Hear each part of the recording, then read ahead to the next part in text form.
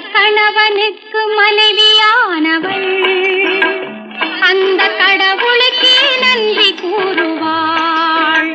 நல்ல கணவனுக்கு மனைவியானவள் அந்த கடவுளுக்கே நன்றி கூறுவாள்.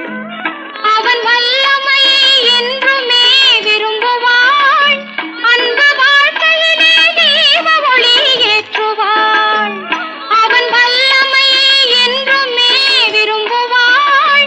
அந்த வாழ்க்கையிலே தீப ஒளி ஏற்றுவாள். நல்ல கணவனுக்கு மனைவியானவள் அந்த கடவுளுக்கு